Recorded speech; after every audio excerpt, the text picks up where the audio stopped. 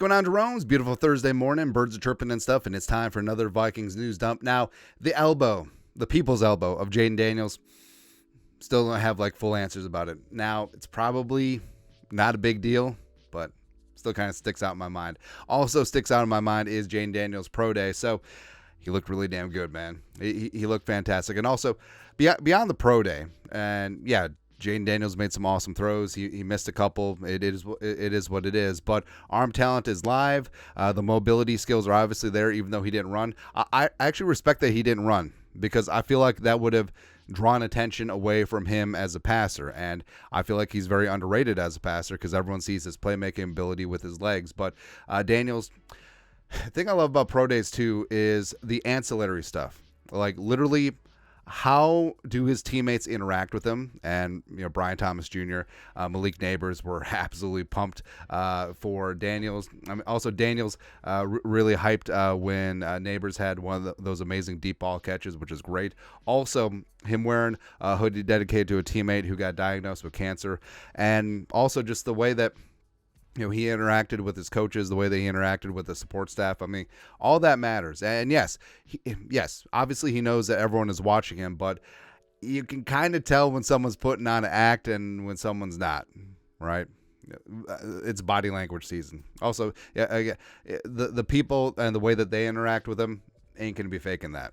I don't think. But Vikings did meet with Jayden Daniels after his pro day, along with the Patriots, the Commies, the Giants, the Broncos, and the Raiders, per his agent. Now, Vikings did have a contingent there, Josh McCown, Grant Nudinsky, as well as some defensive coaches. But Kwesi and Kevin O'Connell were not there because they're probably meeting with J.J. McCarthy over their multi-day visit, which is kind of funny, man. But obviously, Vikings trying to work out a private workout with Jayden Daniels, where Kwesi and Kevin O'Connell would be in attendance. And I actually like this route, where private workout, O'Connell and company can incorporate a little bit more of what he's going to be asked to do in the Vikings offense, and you can see how he reacts, and you can go through a couple plays, and yeah, it's good stuff, man. Also, good stuff. You know that this is coming up soon. Woo!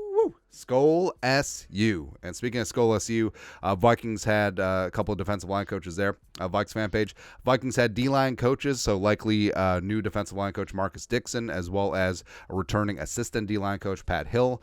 They were in attendance at LSU's pro day per Tony Pauline. Both Jordan Jefferson and Mekhi Wingo had great showings today. Now, Jordan Jefferson's interesting because there was another Jordan Jefferson from LSU from back in the day. I mean, Jordan Jefferson was a good quarterback, man, especially using his legs, and he was just gritty and tough. And if he looks familiar, yes, he is Justin Jefferson's older brother. Also, they had another brother, Ricky, who was a solid like linebacker safety. So it really is the Jefferson dynasty.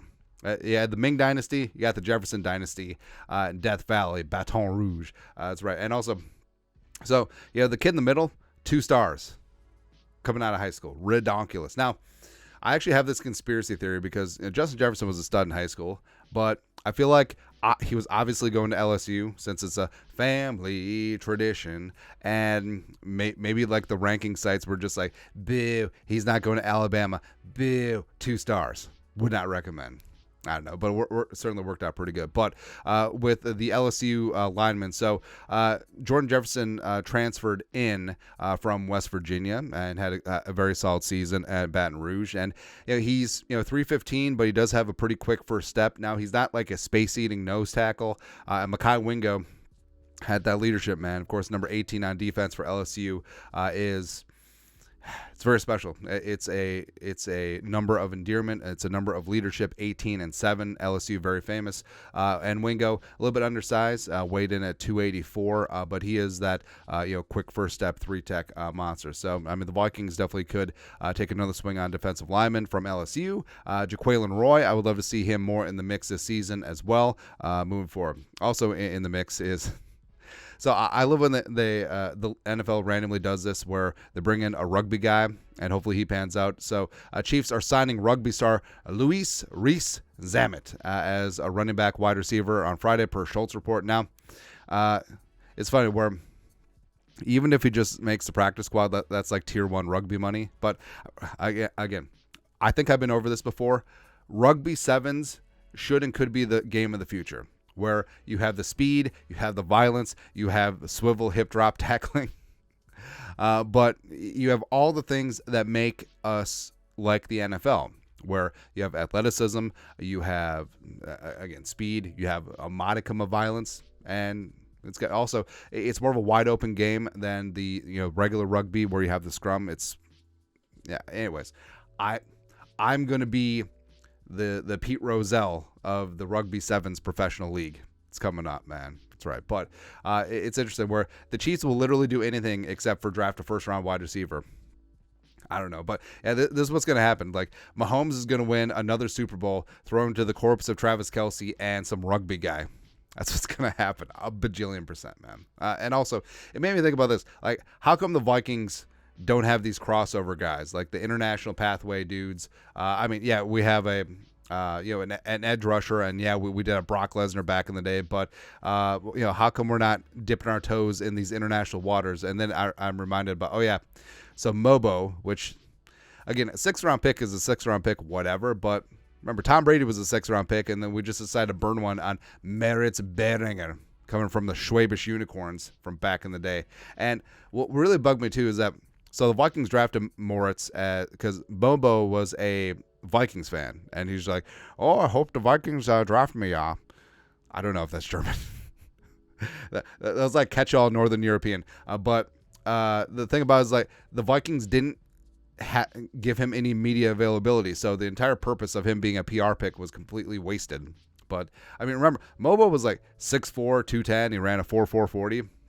But then you remember that he was running, he was catching touchdowns against cornerbacks who were also part-time stable boys. I don't know, man. But he would have been great. Oh, Moritz the Autobahn. That would have been a good nickname, man. And also, Babatunde Ayabuse from back in the day, 6'9", like 375, just an absolute rock. I feel like you could have gotten away by playing 4 offensive linemen. I mean, the other guy would have been ineligible, but also don't tell that to the Chiefs. But I mean, Babs was supposed to be the guy, man. It didn't quite work out. It happens, man. Something that also isn't going to work out. So I feel like sometimes these sites, and it's DraftKings this time, but you see it where some of these outlets just put out things for interaction, and this is the dumbest hypothetical draft trade ever. And again, maybe I took the bait. I probably did, or because we're talking about it. But basically, they have the Broncos coming on up. Now, the Vikings are ahead of the Broncos at 11. Broncos are at 12. Broncos do not have an additional first-round pick, unlike the Vikings, but they are motivated to potentially find their quarterback. And DraftKings, again, this irks me, have them trading up to 4, which a lot of places have the Vikings trading up to 4 with the Cardinals, but they include 11, 23, and a future first-rounder. But DraftKings says, hey, how about the Broncos give up 12, which is not as good as 11, as well as a 3rd-round pick, 76, 4th-round pick, 136, and a 2025 5th-round pick. So 1, 3, 4, 5 for number 4, as opposed to the Vikings where they're just like, oh, well, the Vikings are going to have to give up 11, 23, and a future first-rounder. That might not be enough. Please. Honestly, Imani Ossenford, the GM of the Cardinals, took this trade. He should be sent to Leavenworth. Well, part-time Leavenworth, part-time Gitmo, because this is the most lopsided trade in NFL history. It would be so friggin' stupid. But also, speaking of Broncos trade, so I feel like the buzz around the Broncos trading up is starting to heat up a little bit, and it does make sense where the Broncos they kind of got their ass in the jackpot with the Russell Wilson dead cap, so having their starting quarterback on his rookie deal makes sense, and also Jarrett Stidham is not it.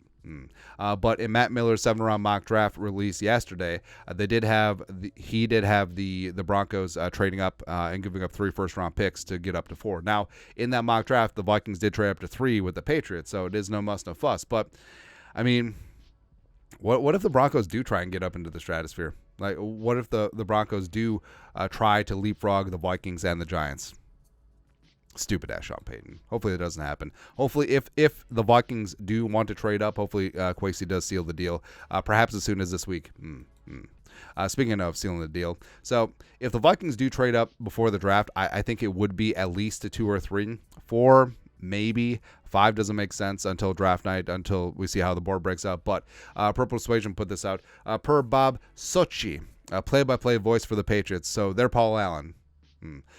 Thinks Patriots are open to everything at pick number 3. Quote, my sense, this is Bob Sochi, my sense they say, and try that again. My sense they stay, and that's been the consensus here locally, if the right quarterback is there. I think they're open to everything because they have so many holes to fill.